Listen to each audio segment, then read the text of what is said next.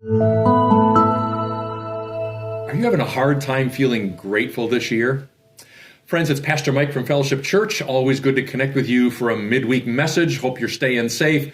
Hope you had a good Thanksgiving season. Know that we love you and are still praying for you. And a thought about gratitude to share with you today, and it begins with a history lesson.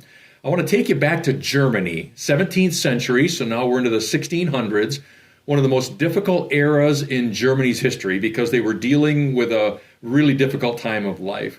First of all, the bubonic plague had reared its ugly head, and people were literally dying by the hundreds in a lot of small villages.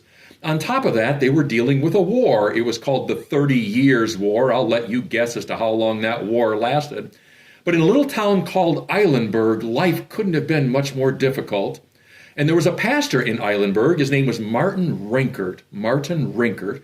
He was the only surviving pastor in that town, because so many people had died from the plague and from the war.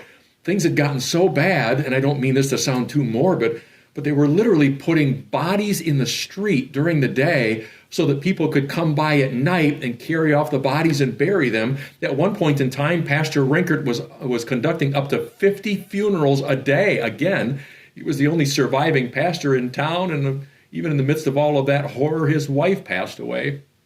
So now Martin Rinkert, the only surviving pastor in town, doing as many as 50 funerals a day. Life couldn't be any worse. He wrote a song, and it's a song that you probably know. The song is called "Now Thank We All Our God." It goes something like this. Now thank we all our God with hearts and hands and voices. We sang that as a hymn when I was a kid in church, and we always sang it around Thanksgiving time. In the midst of that, dare I say, hell on earth existence, Martin writes a hymn about gratitude. You would understand if Pastor Martin wrote a hymn about how difficult life could be on earth, maybe a hymn of grief or something. But in the midst of that hell on earth condition, he writes a hymn about gratitude. What did Pastor Martin know that people like us struggle to remember? Well, friends, for those of us who are followers of Jesus Christ, for those of us who consider ourselves to be Christians, we've got to remember that gratitude is not based upon this. It's not based upon what we have. It's not based upon earthly experiences. Our gratitude is not based upon what we have and what we possess. Our gratitude is based on the one who gives. It's not based upon possessions. It's based upon the God who was, who is, and who is to come. He is the God who is always faithful in every circumstance. And even in the midst of those days, the 1600s, Germany, Eilenburg, Pastor Rinkert, conducting all of those funerals and not sure what life would bring next day, even tomorrow, he writes a hymn of thankfulness to God. Now thank we all our God with hearts and hands and voices. Friends, that's gratitude.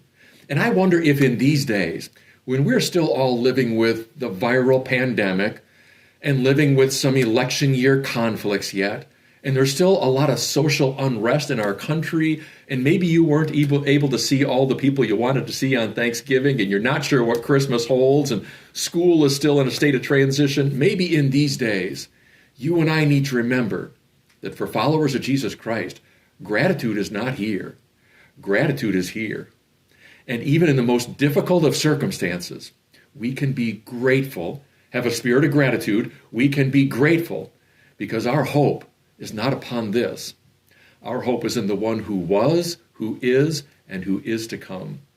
I sure hope that that sticks in your heart like it's been sticking in my heart, and I sure hope that you have a wonderful week this week, friends. Know again that we love you and we're praying for you, and we are so grateful to God for you, of course.